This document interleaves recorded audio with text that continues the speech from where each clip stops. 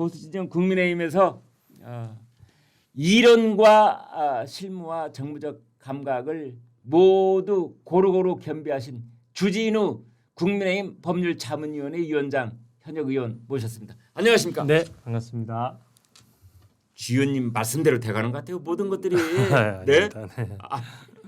이제 어떻게 돼가는 겁니까? 저도 이제 워낙 중요한 재판이고 대한민국 미래의 향방을 가를 수 있지 않습니까? 네네네. 그래서 저는 대통령이 하루빨리 이제 복귀했으면 좋겠고요. 네. 정말 기도하는 심정으로 기다리고 있는 네. 것인데 네. 지금으로서는 저는 기각각하 가능성이 상당히 높다라고 보고 있습니다. 몇 %요? 저는 뭐 이변이 없는 한 기각각하되지 않겠나라고 생각하는데요. 80, 90? 네. 근데 그렇게 보는 근거가 있습니다. 기본적으로. 뭡니까? 네. 일단 이때까지 문영배 소장 대행의 이제 재판 진행 경과를 보면은 네.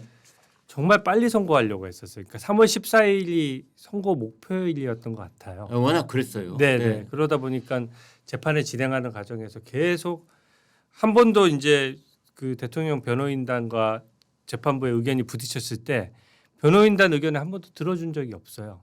거의 뭐 변론기일도 너무 빨리 잡고 또 반대 신문권도 제대로 보장을 안 해주고 대통령이 몇 가지 또 직접 확인할 게 있어서 물어보겠다고 하는데 그런 질문도 다 막아서면서 오로지 빨리 하겠다고만 했는데 3월 14일에 선고를 못하고 21일에도 못하고 심지어 2월 말설도 그때는 있었어요. 네, 사실은. 맞습니다. 네. 맞습니다. 그래서 28일에도 못하고 계속 선고를 못하다 보니까 네. 사람들이 이제 이상하게 보기 시작한 거죠. 네. 그동안은 변론기일 하루도 안 빼고 하루도 안 주고 바로 재판을 빨리 끝낼 것처럼 했는데 왜 이거를 선고를 지정하지 않고 가만히 있을까 이런 네. 의구심이 든 것이고요. 선고기일 지정은 문영배 대행이 결정할 수 있는 부분입니다. 그러니까 본인이 결정권자예요.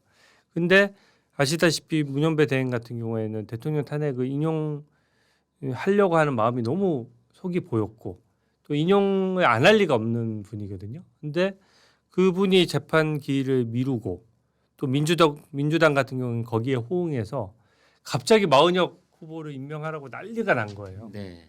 그걸 보면은 이게 지금 헌재에서 탄핵 인용에 필요한 6명의 재판관이 모이지 않았구나. 그리고 민주당한테 그게 어떤 형태로든 전달이 돼서 민주당이 마은혁 후보를 넣어서 어떻게든 6명을 만들어 보려는구나. 이게 이제 속이 뻔히 보인 것이죠. 근데 결국 이제 너무 재판을 오래 끌다 보니까 38일 만에 이제 결국 선고기일을 잡았지 않습니까? 너무 재판이 오래 끌리다 보니까 문영배 대행도 다른 재판관들의 항의나 압박에 대해서 견디지 못한 것 같아요. 그래서 선고기일을 잡은 것이고 그러면 민주당이 그동안 했던 행태에 비추어 보면 이것은 탄핵이나 기각되는 상황 하에서 어쩔 수 없이 선고기일을 잡은 거 아니냐 그렇게 이제 추정이 되는 것이죠. 여러분 지금 저희하고 함께 하고 계시는 주진우 의원은요. 경남 진주가 원래 연고시죠? 네, 맞습니다. 네. 네. 부산 대연고? 네. 네. 그래서 서울 법대 나오셨고요. 그리고 이제 저희가 이런 뭐 대놓고 얘기는 잘 안 합니다만 법조계 또는 검찰 내부에서 주진우 있다며 이제 이렇게 다들 얘기하는 그런 이제 국면들이 있습니다. 왜냐하면 워낙 똑똑하시고 과찬이십니다. 또 이제 그러니까 뭐 이렇게 이제 저희 다 얘기합니다. 그래서 주진우 검사가 발군의 엘리트 오브 엘리트다. 이제 이런 얘기들을 사실은 오랫동안 해왔습니다. 이제 주진우 의원 선배 검사들 중에서도 그 발군의 그 엘리트 정말 최고야. 뭐 이런 얘기를 듣는 그 선배 검사들이 계셨죠. 근데 이제 주진우 지금 의원께서는 그 연배에서는 뭐 최고다 이런 얘기를 드셨는데 그러자 이제 또 문재인 정권 때 또 고초를 겪고 그리고 정권 바뀌고 또 가만 놔두겠습니까? 이제 정치권에서 또 이제 이렇게 모셔다가 큰 제목으로 지금 이제 쓰임을 당하고 계시는 그런 분이다. 이제 우리가 이렇게 볼 수 있는 거고요. 현재 국민의힘 법률자문위원회 위원장 맡고 계시고 지금 여러분 저희 방송에서 누차 그리고 신문지에서 누차 지금 나오고 있지만은 그 국민의힘에 대놓고 진짜 법리적으로 그다음에 정무적으로 제대로 이야기를 하고 계시는 거의 유일하다시피 한 그런 역할을 하고 계신 분이기도 합니다. 그래서 저희가 이런 얘기 하죠. 왜 국민의힘은 주진우밖에 없어? 다른 분들은 도대체 뭐 하고 있는 거야? 선배 검사 출신도 있고 판사 출신도 있고 그 많이 있잖아, 수십 명. 뭐 이런 얘기를 또 이제 저희가 억하심정에서 하기도 하는데 아무튼 그 바쁜 시간을 쪼개서 이제 오늘 여기까지 와 주셨습니다. 자, 저기 뭐 너무 이런 과찬이신데요. 저 이제 폐하고 네. 그냥 여쭤보겠습니다. 네. 내일 기각입니까? 각합니까? 이중입니까? 기각 가능성이 높습니다. 이제 제가 왜 그렇게 봤냐면 어제 이재명 대표 발언 보셨을 겁니다. 네. 분명히 이제 3월 12일 경에는 이제 다른 모 프로그램에 나가서 네. 헌법재판소 결정에 승복하겠느냐라고 했을 때 네. 되게 나이스한 척하면서 헌법재판소 결정에는 어떤 경우에도 승복해야죠. 분명히 이렇게 스스로 얘기했거든요. 네. 근데 갑자기 어제 기자들이 질문을 했어요. 윤석열 대통령 탄핵 재판 어떤 결과가 나와도 승복하겠습니까?라고 했더니 그것은 그 승복 문제는 그러니까 윤석열이 승복해야죠. 이렇게 얘기를 근데 했거든요. 거기에 왜 직함을 안 붙여요, 그 사람은? 너무 기본적인 지금 대통령 탄핵이 아직 안 됐습니다. 네. 그리고 국가 원수기도 하고 대통령 현직 대통령 신분인데 아니 민주당이 다른 사람들은 몰라라. 네. 민주당이 대표면 네. 그래도 마지막에 직함 붙여야 되는 거 아니에요? 그러니까요. 그 좀 예의를 떠나가지고 네. 그 말이 법치주의에 완전히 정면으로 위배되는 말입니다. 아 그렇군요. 예. 그 윤석열만 승복하고 그러면 탄핵이 아이고. 인용되면은 이제 당연히 승복해야 되고 네. 탄핵이 기각되거나 각하되면 나는 승복 못하겠다 이렇게 얘기하는 거거든요. 그러니까 거대 야당의 대표고 사실 지금 현재 대한민국의 가장 권력자라고도 할 수 있는 이재명 대표가 대놓고 헌법재판소 결정에 대해서 내 마음에 안 드는 결정이 나오면 나 승복 못하겠는데라고 얘기를 한 거예요. 근데 저는 그 모습이 오만한 것도 있지만 이제 무례한 것도 있지만 이재명 대표는 선거 결과를 어느 정도 예측하기 좀 쉬운 구조입니다. 네. 네. 왜 그러냐면 그 정계선 재판관 저희가 예전에도 문제를 좀 삼았었는데 정계선 재판관의 남편이 네. 그 정청래 위원장과 이 그 탄핵소추 대리인단을 이끌고 있는 김희수 변호사랑 같은 회사에서 다니는 변호사거든요. 네. 무슨 뭐 공익 뭐 공감조당. 그러니까 둘이 친분이 있고 네. 사실 이재명 대표가 알아보려고 그러면은 김희수 변호사를 통해서도 분위기 정도는 탐지를 할 수가 있잖아요. 정계선 재판관은 집에 가서도 남편한테 아무 소리 안 하고 그러시는 거 아니에요? 아 근데 그렇게 한다고 보기 어려운 거지. 왜 제가 이거를 뭐 당연히 무슨 증거가 있는 건 아니고 제가 추론이긴 하지만 왜 이런 네. 추론을 하냐면 네. 마은혁 후보 임명 문제를 갑자기 민주당이 난리가 났지 않습니까? 네. 그러니까 마은혁 후보를 임명해야 된다는 헌재 결정이 나오고 나서 사실은 초반에는 민주당이 굉장히 조용했습니다. 그 이유가 마은혁 후보가 뒤늦게 들어오면 또 변론 갱신 절차를 거치고 재판을 몇 번 더 열어야 선거에 참여할 수 있거든요. 그러면 이재명 대표 2심 선고보다 더 대통령 탄핵 재판이 더 뒤로 가지 않습니까? 네. 그때는 이재명 대표가 본인 재판이 무죄가 날 걸 몰랐던 상황이니까 최대한 빨리 이 대통령 탄핵 재판을 앞당기기 위해서 마은혁 후보 얘기를 안 하다가 네. 갑자기 어느 순간부터 천막 당사 치고 마은혁 후보 임명을 강제하는 법률안 내고 맞습니다. 한꺼번에 쏟아져 나왔어요. 예. 그날이 그다음에 뭐 네. 김어준 씨까지 나서 가지고 쌍탄핵 얘기하고 정말 좀 난데없었어요. 예, 국무위원 연쇄 탄핵하고 네. 그러니까 이게 뭔가 마은혁 후보가 재판관이 되지 않으면 대통령 탄핵이 기각되거나 각하되는 상황에 대해서 뭔가 감을 잡은 거 아니냐. 예, 그렇게 이제 인식이 되는 것이죠. 그 당시에 네. 그러니까 뭐 이미선 재판관의 동생도 지금 민변에서 대통령 탄핵 관련된 네. 탄핵 인용하라고 지금 외치고 있는 상황이고. 네. 그러니까 그 가족들을 통해서 뭔가 이게 정보가 샜을 가능성도 있는데 그것을 반증하는 것이 지금 만약에 이재명 대표가 재판 결과를 모르는 상황이면 굉장히 원칙적인 답변을 했을 것 같아요. 헌법재판소 결정에 승복하시겠습니까? 이 질문은 너무 간명하고 대답하기 쉬운 질문이고 답이 네. 정해져 있지 않습니까? 네. 헌재 결정에는 법치주의상 누구나 승복해야 됩니다. 이렇게 답변해야 될 내용이고 네. 그렇게 답변을 해왔는데 갑자기 어제 와서 윤석열이 승복할 사람은 윤석열이죠. 나는 아닙니다.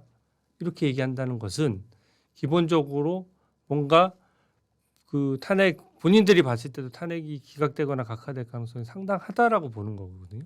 그러니까 저야 정보는 없지만 이제 민주당이 네, 정보 없으시겠어요. 정보 많이 있으시겠죠. 민주당이 황급한 네. 그런 모습을 보면 대통령 탄핵 기각이 최소한 3편은 있는 것이고 저는 그런 탄핵이 이제 인용 안 되는 상황이 오면 이 중간에 김영배 그 재판관 이름 갑자기 생각이 안 나네. 정정미 재판관, 김영두 재판관. 네네. 이 두 분도 중도라고 우리가 분류해 왔던. 이두 그런데 사람도 김명수 전 대법원장이 지명했던 분. 지명은 했지만 윤석열 대통령이 임명해서 분. 네. 그러니까 중간에 있는 것이죠. 이 두 사람도 기각이나 각하 의견에 좀 동참할 수 있는 거 아니냐. 그래서 5대 3으로 탄핵이 기각이나 각하될 수 있지만 4대 4로 또 기각이나 각하될 수도 있다 이렇게 보는 거고요. 원래 각하인지 여부를 먼저 따집니다. 각하가 이제 그렇습니까? 각하 따지고 기각 따지고 인용 따지고. 그러니까 각하를 먼저 따지고 그 다음에 기각이냐 인용이냐를 따지는 거거든요. 그렇게 되는군요. 네, 두 단계거든요. 그 절차적으로 그렇게 해야 되겠군요. 그래서 각하에 찬성하는 재판관이 5명이 나와야 그래야 주문이 각하로 나오는 것이고. 그렇게 됩니까? 그러니까 그거는 과반수로 하는 거군요. 그러니까 이제 최소한 각하 관련된 게 한 5명은 나와야 되는 건데 주문이 이제 각하대 사안이 아니라고 보면 기각 또는 인용이지 않습니까? 인용을 하려면 6표가 있어야 되니까 6표가 안 모이면 무조건 이제 기각이 되는 겁니다. 그래서 뭐 인용이 5표인데 기각과 각하가 각각 좀 표가 갈렸다. 그러니까 한덕수 총리 재판 때처럼 뭐 그때도 한덕수 총리 정계선 재판관이 인용하자고 했고 나머지 각하와 기각으로 의견이 갈렸지 않습니까? 그때도 기각으로 결정문이 나왔거든요. 이번에도 헌법재판관들이 인용하고자 하는 재판관들이 6명이 안 되고 기각이랑 각하가 좀 나뉘거나 하면 주문은 이제 기각으로 나오게 되는 것이죠. 주 의원님 지난번에 그 한덕수 대통령 권한대행 국무총리 이 최종 그 선고가 있기 전에 그때도 이른바 밭글 찌라시들이 많았었는데 근데 그때는 저희가 사실은 저 개인적으로 개무시했거든요. 나중에 돌이켜 보니까 상당 부분이 맞더라고요. 그래서 이제 이번에도 대통령 탄핵 소추에 대해서도 뭐 저희가 뭐 하루가 멀다 하고 매일같이 받아보고 있는데 그런 부분이 일단 논리 구조로는 설득력이 있는 것들이 꽤 있어요. 근데 그래서 이번에도 이걸 도대체 이런 글들은 누가 생산을 하는지 그다음에 여기에 뭐 이런 이제 여러 가지가 있는데 뭐 고지고대로 여러분께 말씀드리는 건 아니지만은 근데 그 중에 김복형 조한창 두 재판관이 엊그제 그러니까 4월 1일 날 그 임시에 돌아섰다 인용 쪽으로 그래서 8대0 인용이 나올 것이다. 그게 제가 방송하기 전에 가장 최근에 받아든 밭글이었습니다. 근데 지금 밭글의 종류는 뭐 사실 기각이나 각하가 5명일 것이라는 의견부터 시작해서 굉장히 종류가 경우의 수가 다 있더라고요. 누가 만들어요, 그거? 근데 그게 지금 2가지 종류가 있습니다. 민주당 지지자들이 만들거나 국민의힘 지지자들이 만드는 이제 좀 약간 뇌피셜적인 것도 있는 거고요. 그래요? 당에서 만들지는 않습니까? 당에서 만들지는 않죠. 정말로요? 네. 당에서 만들지는 않고 당에서 뭐 정보가 있을 수는 있지만 그 찌라시 형태로 만들지는 않고. 민주당도 마찬가지라고 보십니까? 민주당은 뭐 지지자들이니까 이제 민주당 계열에서 뭔가 만들 수가 있는데 이제 각자 지지하는 방향대로 이제 좀 여론전을 하는 걸로 이해하시면 될 것 같고요.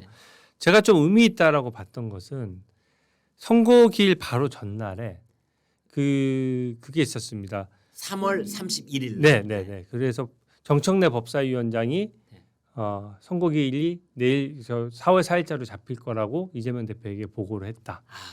그래서 4대 4 가능성을 보고하는 바람에 이재명 대표가 경로했다. 그거는 있었는데 제가 국민의힘 소속이어서 그런 게 아니라 굉장히 좀 디테일한 그 찌라시였어요. 왜냐하면 헌재 찌라시가 아니고 이제 민주당 수뇌부 찌라시. 뭔가 정청래 위원장이 보고했다는 내용 자체가 좀 구체적이고 원래 정청래 법사위원장이 탄핵소추 대리인단을 이끄는 사람이거든요. 소추위원장이잖아요. 소추위원장이에요. 그러니까 법사위원장. 그러니까 단순한 지지자들이 뭘 이렇게 법적인 걸 잘 모르실 거 아니에요.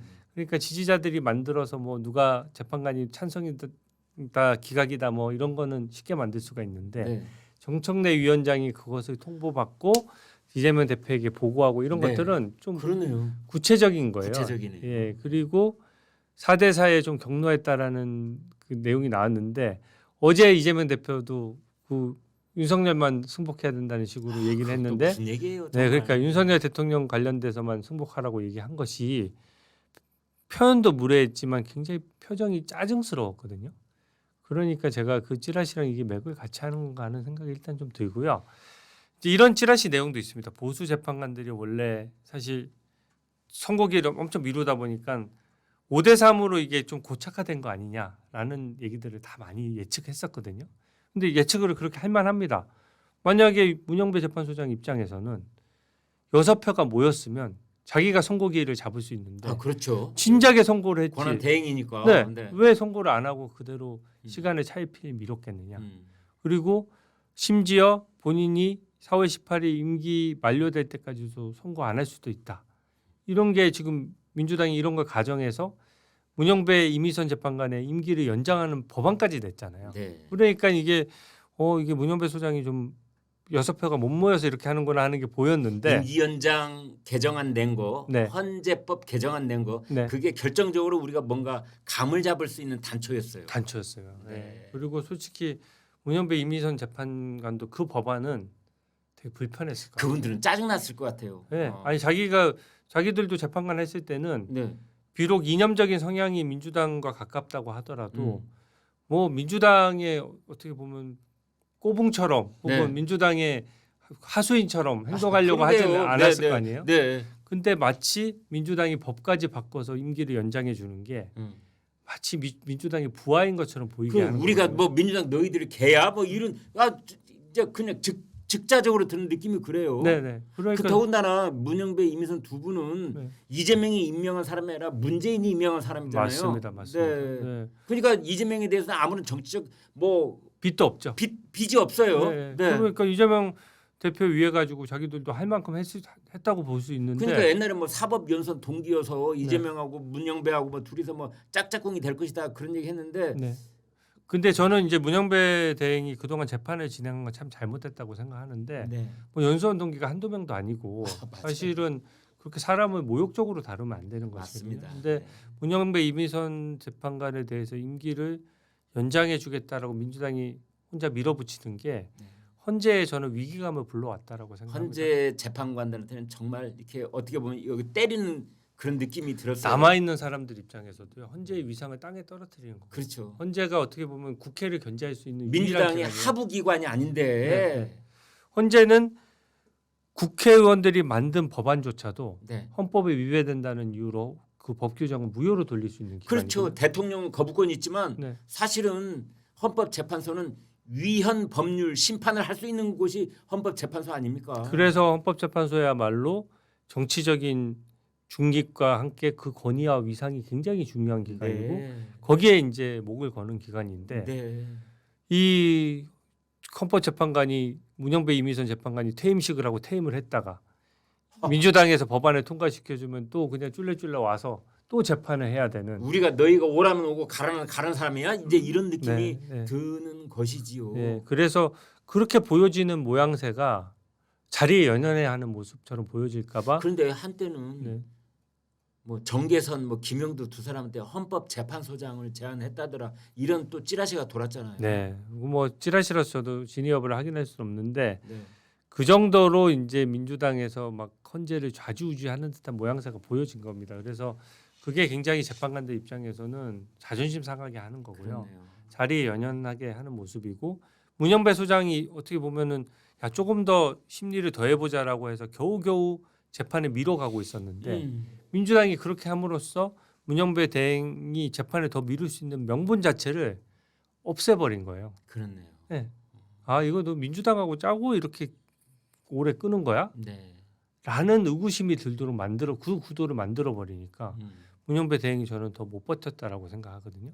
그러니까 이게 해석론이 탄핵 인용과 기각의 해석론은 딱 한 장면을 두고 해석이 다른 건데요. 문영배 소장이 갑자기 선고기를 전격적으로 잡았지 않습니까? 네. 그게 다른 재판관들의 압박으로 인해서 밀려서 어쩔 수 없이 잡은 거냐, 음. 울며 겨자 먹기로 잡은 거냐, 아니면 6명이 모였기 때문에 신나서 잡은 거냐 아니 이거거든요. 그 김복형 조한창 두 사람이 인용 쪽으로 돌아섰다 이런 찌라시가 지금 어제 오늘 근데- 돌았잖아요. 근데 그 찌라시는 그런 거죠. 이 문현배 소장 대행에 대한 약간 민주당 지지자들의 기대감입니다. 저 사람이 잡았을 때는 우리 편인데 네. 선거기를 잡은 것 보니까 6표가 모였구나. 네. 그러면 보니까 뭐 조한창 재판관이든 김복현 재판관이든 그쪽으로 넘어갔구나.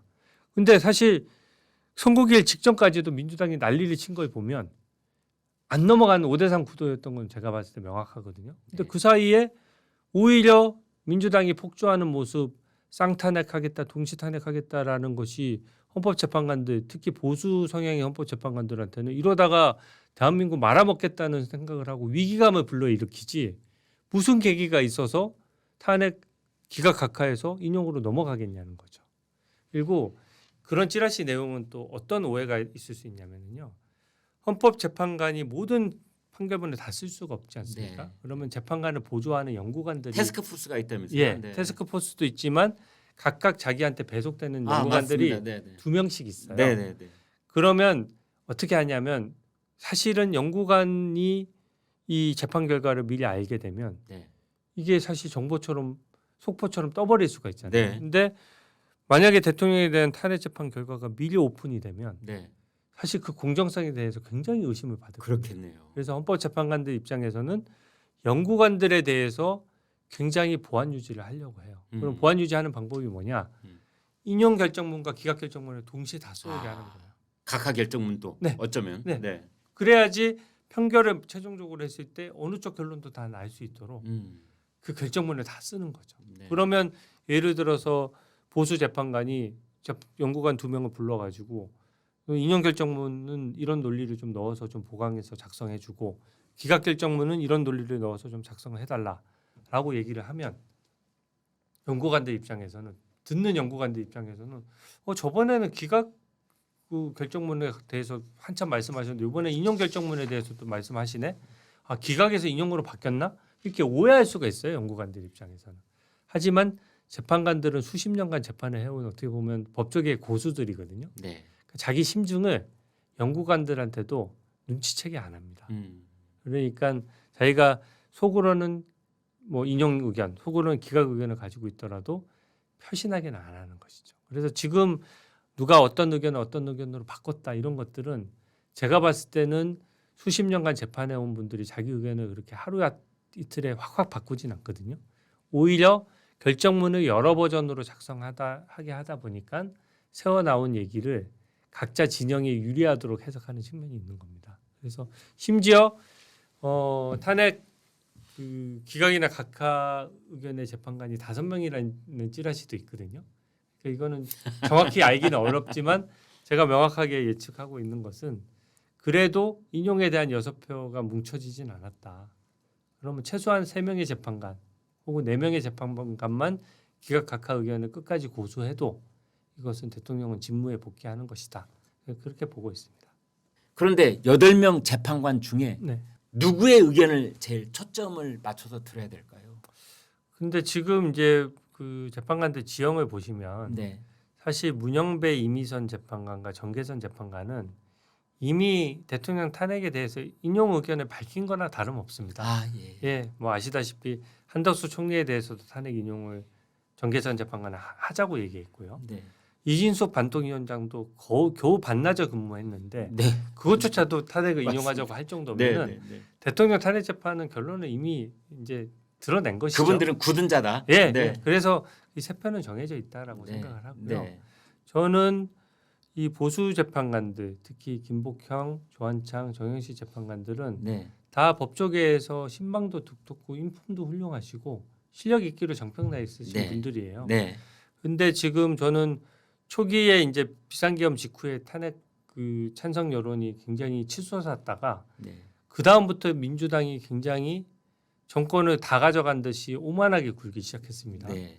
그리고 미국 트럼프 체제에 딱 들어와서 가장 중요한 시점에 한덕수 대행이 들어서자마자 며칠 만에 탄핵을 해버렸어요. 네. 그리고 지금도 탄핵 협박을 하지 않습니까? 네. 최상목 대행 또 탄핵 소추안 발표했고, 맞아요. 네. 그리고 지금 여차하면 한덕수 대행도 또 탄핵하겠다고 하는 아, 방법이고, 예.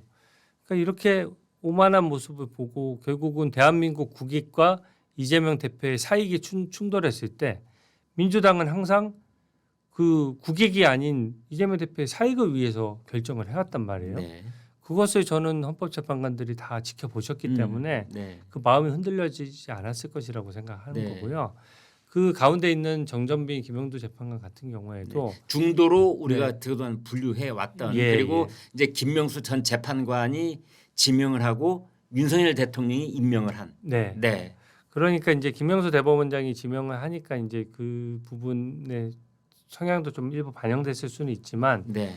김명수 대법원장이 6년 동안 있으면서 이제 헌법재판관도 추천하고 대법관도 제청하면서 네. 우리법 연구회를 엄청 많이 썼습니다. 네. 그 우리법 연구회 출신이 몇 명 되지도 않는데 네.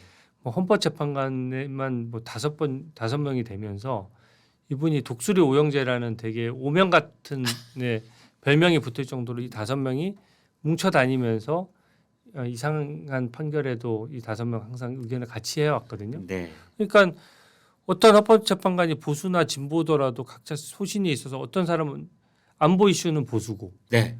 여성 인권에 대해서는 좀 진보적인 시각이 네. 있고 이럴 수가 있는 건데 그렇죠. 이거는 그냥 이념적으로 뭉쳐 다니는 묻지 거예요. 마. 네, 묻지 마로. 근데 다행히 김명수 대법원장 마지막쯤 돼서 하도 법조계에서 그걸 가지고 비판을 많이 하니까 네. 우리법 연구회 출신이 이런 출신은 어쩔 수 없이 지명을 못 하고 아. 그나마 좀 신망 받는 분들을 이제 지명을 한 것입니다. 그 두 분은 실력자로 소문이 났잖아요. 예. 김영두, 정정미 두 네, 분은. 네. 김영두 정전미 재판관은 이제 김영두 재판관 같은 경우에도 이때까지 있었던 이진숙 방통위원장 그다음에 한덕수 총리 그 검사 탄핵 관련해서 전부 다 기각 의견을 냈어요. 네. 전부 다. 그러니까 탄핵은 남발하면 안 된다는 이제 법적인 신념을 가지고 계신 분이죠. 네. 그래서 저는 그런 분들도 좀 마지막에는 표를 보탤 수가 있다. 그리고 탄핵 기각이나 각하 쪽에 힘이 실릴 수 있다. 이렇게 보는 거고요.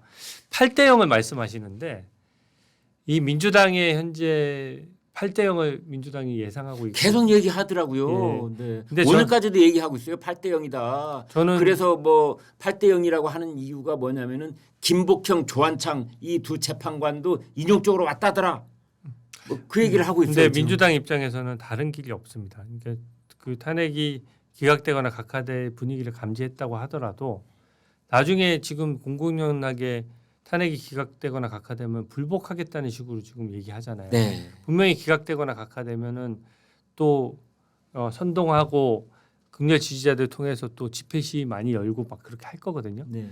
그것을 하기 위해서 당연히 8명이 다 인용해야 될 사안이다라는 걸 강조하기 위해서 8명이라고 외칠 뿐이지 네. 만약에 진짜 8명으로 본다면 조기 대선이 금방 벌어질 텐데 왜 민주당 의원들이 그렇게 무리한 발언을 하고 좀 발언이 왜 이렇게 급합니까? 그냥 나이스하게 보여도 되잖아요. 윤석열 대통령이 용산 대통령실 집무실로 복귀를 하게 될 가능성이 높아지고 있다라는 말씀을 저희가 지금 나누고 있는 중입니다. 주 의원님, 그런데 이제 기각 판단이 있고 각하 판단이 있잖아요. 윤 대통령 입장에서는 어느 쪽이 좋습니까? 기각은 뭐 그걸로 이제 윤 대통령 재임 기간 동안에 이제 탄핵은 다시는 없다. 뭐 각하는 다시 재탄핵을 할 수 있다. 일반적으로는 그런 얘기들 많이 하거든요. 맞습니까? 근데 조금 이제 디테일하게 들어가면요. 네. 이제 또 기각이 이제 사실은 원래는 더 유리하다고도 합니다. 왜 그러냐면 네. 기판력이라는 게 미쳐서 아, 똑같은 내용으로 똑같이 탄핵할 수는 없어요. 예. 그러니까 지금 똑같은 탄핵 소추문을 가지고 또 재의결을 받아서 탄핵 소추하는 것 자체가 기각인 경우에는 그러니까 불가능합니다. 계엄을 가지고 더 이상 시비 붙을 수 없다. 하지만 네. 새로운 사실관계로는 탄핵 소추 또 가능하거든요. 아, 그렇습니까? 그러니까 예를 들면요. 뭐 예를 들어서 민주당이 지금 비상계엄 있기 이전부터 저는 왜 민주당이 이 좀 대국민 설득력이 떨어진다라고 생각하냐면 네. 김민석 최고위원 같은 분은 네. 대통령의 비상계엄 있기 전부터 네. 대통령에 대해서 6개월 내에 어떤 사유가 됐든 탄핵하겠다라고 공언을 하고 맞아요. 다녔어요. 맞아요. 그랬었어요. 네. 네. 답을 정해 놓은 거예요. 네, 네. 그러니까 이재명 대표의 형사사법 리스크를 없애기 위해서 대통령 탄핵 카드를 계속 꺼내든 것이죠. 가령 이제 부인 문제라든지 명태균 문제라든지 뭐 네. 기타 등등. 네, 여러 사유를 들어서 탄핵 소추를 최상병 뭐 이런 것들. 탄핵 소추를 발의하려고 엄청 시도를 할 거예요. 기각 각하되더라도. 네. 하지만 저희가 우리 대한민국 국민들도 민주당의 폭주를 경험했고 우리 국민의힘 의원들도 어떻게 하는지 뻔히 봤는데 네. 다시 새로운 사유를 들어서 탄핵을 다시 발의한다라고 해서 통과될 리도 없다라고 발의는 생각하고요. 하더라도 200명 네. 그 의결 정족수를 채우지는 못할 것이죠. 그렇죠. 네. 각하도 마찬가지입니다. 네. 설사 각하되면은 네. 똑같은 탄핵 소추문을 가지고 네. 똑같이 올려서 탄핵 소추하는 건 이론적으로는 가능합니다. 네. 근데 과연 정무적으로 현재 국민의힘의 구도나 여러 가지 상황을 봤을 때 현실적으로 가능하겠느냐. 네. 그래서 어차피 탄핵 소추가 저는 200명을 못 모을 거라고 보기 때문에 각하든 기각이든 상관이 없다는 것이죠. 그리고 각하 기각 의견이 여러 가지 엇갈렸을 경우에는 좀 기각 결정문이 나올 가능성이 상당하다 이렇게 보는 것이고요. 그래서 각하냐 기각이냐는 좀 너무 디테일한 문제고요. 그러니까 탄핵이 인용되느냐 아니면 직무에 복귀하느냐 이게 지금 제일 중요한 이슈고 네. 그게 대한민국 국익에 있어서도 오늘 미 트럼프 정부에서 그 관세 발표했지 않습니까? 당장 관세를 발표해도 트럼프 대통령과 당장 내일 내도 통화할 수 있는 사람이 없어요. 권한대행 체제 하에서 트럼프 대통령이 심도 있는 대화를 하겠습니까? 그런 점이 있기 때문에 지금 우리나라 국익은 어떻게 보면 줄줄 새고 있는 상황인데 하루 바삐라도 그 부분이라도 좀 바로 잡아야 되겠다는 생각이 들고 그렇다면 내일 중요한 날이고 정말 기도하는 심정으로 대통령이 복귀해야 대한민국 국익이 지켜나갈 수 있는 거 아니냐 시적으로 그런 판단이 듭니다. 민주당 사람들은 입만 떼면은 그 이 헌법재판소의 그 마지막 선고에 대해서 파면 선고라는 말을 네 글자를 딱 붙여서 얘기를 해요. 네. 파면 선고 앞당겨라, 파면 선고 빨리 해라 뭐 이런 식으로. 네. 그런데 왜 국민의힘은 복귀 선고 앞당겨라 이런 말을 안 하는 겁니까? 왜 여기는 항상 점잖게 탄핵 심판 선고 이렇게 6글자를 항상 똑바로 얘기를 하고 저쪽은 윤석열 대통령에 대해서 대통령 3글자 빼고 뭐 내란 수계 윤석열 뭐 이제 대표라는 사람도 이제 윤석열 이러고 있는데 국민의힘은 끝까지 이재명 대표님 이러고 있고 네. 왜 그러는 겁니까? 도대체 배알도 없습니까? 저희도 이제 치열하게 싸워야 된다는 저희 그 국민들의 목소리는 저희도 잘 듣고 있고요. 네. 저희도 그래서 지금은 단순히 탄핵 선고를 빨리 하라가 아니라 탄핵 기각 각하라라고 얘기하는데 사실은 예. 그게 직무 복귀랑 같은 말이거든요. 네, 네, 제가 네. 그 부분은 뭐 내일까지라도 네. 지금 시간이 20시간 정도 남았으니까 탄핵 복귀하라는 목소리 좀 더 끝까지 저희 들어보려고 시청자들께서 하고요. 네. 뭐 억울해하시고 저쪽에는 그냥 선고 앞에다가 파면 선고 이렇게 4글자 여기 몇 발자국만 더 나가면은요 이게 뭐죠 손팻말 네. 이거 피켓 시위 하는 사람 줄지어 있거든요. 전부 다 파면 선고 앞당겨라 파면 선고 똑바로 이러는데 그 반대쪽에 네. 복귀 선고라는 표현을 이제 표가 없으니까 네, 저희 네. 시청자들께서 네. 좀 그렇게 생각하실 수 왜 있을 것 그러시는가 같아요. 네, 네. 그러는데 네. 지금 복귀 선거라고 표현하는 게 더 현명하고 맞을 것 같습니다. 제가 봐도. 네. 제가 주제 넘는 얘기 아닙니다. 말씀 안 드리겠습니다. 좋은 말씀이시고요. 근데 대통령께서는 용산 집무실에 이제 오시면 무슨 일을 맨 먼저 해야 될까요? 저는 직무 복귀된다라고 하면 네. 뭐 기본적으로 바로 챙겨야 되는 것들이 여러 가지가 있습니다. 벌써 네. 이제 NSC 같은 안보 회의를 소집해서 맞다. 예. 예, 대한민국 안보를 최종 점검하는 게 우선이라고 저는 생각하고요. 네네.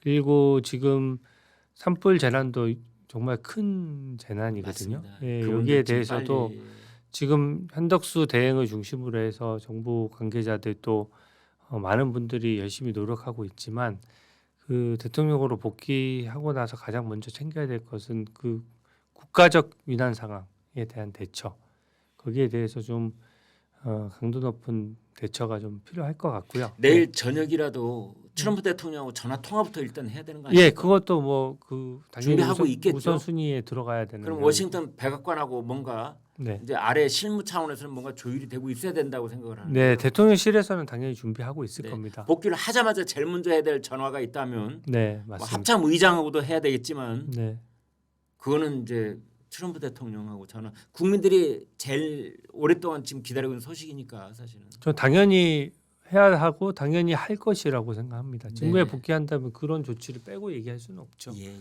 그래서 제가 뭐 그냥 국정운영 전반에 대해서 어떤 조치가 더 다른 조치들도 나오겠지만 기본적으로 국가적인 재난과 안보와 그다음에 사실상 안보에 준하는 것이죠. 지금 미국 관세가 벌써 25%를 부여한다 발표된 것이니까 이게 굉장히 중요하거든요. 그러니까 국익을 지키는 것만큼 대한민국 대통령에게 중요한 게 뭐가 있겠습니까? 그 부분은 확실히 챙길 것이다. 그렇게 보고 있습니다. 이제 대통령께서 여기 헌법재판소에 모습을 보이실 건가 이 문제였는데 네. 결국은 안 나오신다고 그렇게 됐어요. 그래서 전임 노무현 박근혜 두 대통령도 이제 선거 때 안 나오셨기 때문에 네. 그런데 워낙은 윤석열 대통령은 아니야. 이제 변론 때도 다 나오셨기 때문에 선거 때도 나오실 거야 그랬거든요. 네. 근데 왜 안 나오시는 겁니까? 선거는 아니 그 파면 선거든 인용 선거든 기각 선거든 각하 선거든 네. 선거를 할 때 이 그 탄핵 심판 같은 경우에는요 네. 그 시간까지 보고 결정을 합니다. 아, 네. 네. 그 얘기는 뭐냐면 네. 대통령이 직무에 복귀하는 거는 네.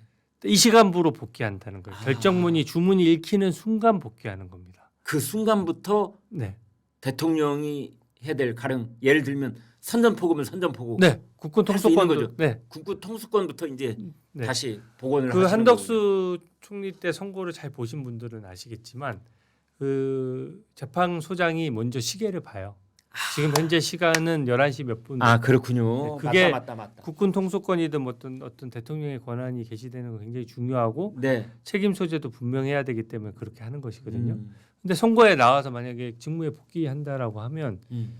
그 선거에 나와서 그 선거 결정문을 중간에 헌법재판관들에 대한 예의도 있는데 주문 읽어주고 나서 그 이후까지 몇십 분을 들어서 이게 듣는 것도 조금 적절하지가 않고요. 그렇네요. 네, 네. 또 용산까지 직무에 복귀하는 것도 조금 시간적인 갭이 있지 않습니까? 그때부터는 대통령의 시간인데 네. 1분 1초가 허투루 되면은 특히 우리나라 같은 상황에서 네, 그러니까 한덕수 대행으로부터 현재 윤석열 대통령에게로 국군 통수권이 1초의 갭도 없이 바로 넘어가줘야 되거든요. 그렇게 되죠. 네, 그래서 네. 통상적으로 이 선고 기일에는 출석하지 않는 것이 일반적이고요. 저는 헌재에서 결정하자마자 관저에서 바로 용산으로 출발할 것이다. 거의 한 10분 거리니까 자동차를 예, 이용하면 네. 즉시 출발할 것이다 이렇게 즉시 보고 출발해야 있습니다. 된다. 네. 자동차 안에서 이제 가령 제가 이건 뇌피셜입니다만 합참의장, 육참총장, 뭐 각군 참모총장하고 통화해서 네. 가령 미국식으로 하면 핵코드 네. 이거 이제 내가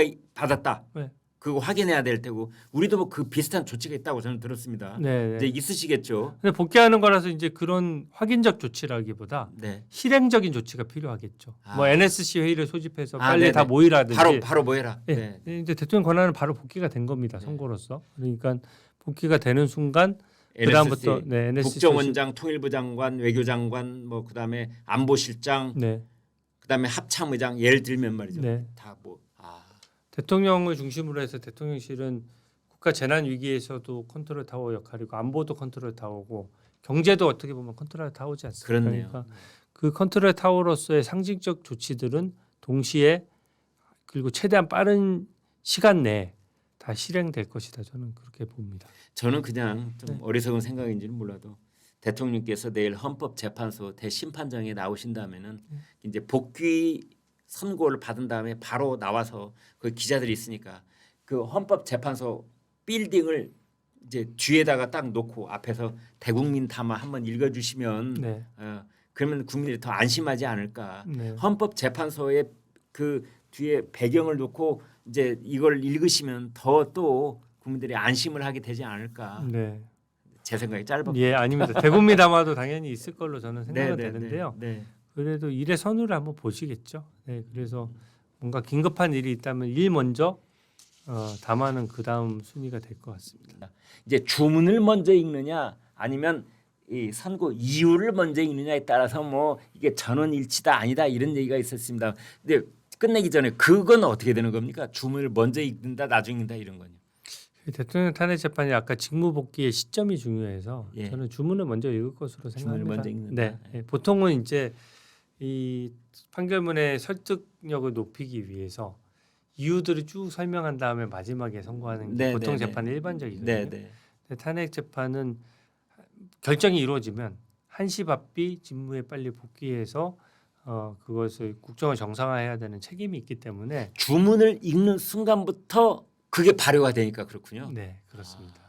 그렇군요. 이유의 설명은 솔직히 뭐 간략히 하려면 이유는 서면으로 참고하십시오 해도 그렇게 되는 할 거죠. 수도 있어요. 네, 네, 네, 네. 네. 그렇군요. 네. 마지막 한 말씀 부탁드리겠습니다. 네.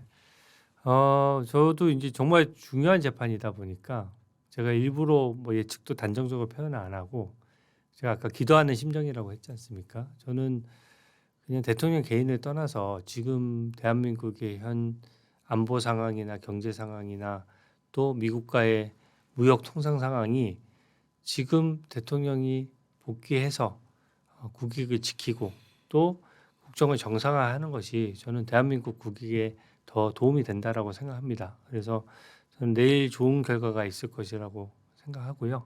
그것도 위해서 정말 기도하는 마음으로 오늘 보낼 생각이고 제가 어제 사실은 저도 뭐 예측은 그렇게 하면서도 사람 일이라는 게 만회하나라는 것도 있고 왠지 묘한 불안감이 있잖아요. 아마 지금 이 시청하시는 구독자님들도 마찬가지고 국민 여러분들께서도 불안하신 분들이 많을 텐데 제가 어제 이재명 대표가 좀 무례하지만 그 대통령에 대해서 본인은 승복 못하겠다는 식의 발언을 하고 네. 대통령만 승복해야 된다 발언을 승복은 하는데 윤석열이 하는 거지 뭐 네. 이런 식으로 네. 얘기했어요. 네. 참. 그게 이게 기분 나쁜 장면인데 저는 그게 마음속에 있는 게 그냥 탁 나온 거예요. 네.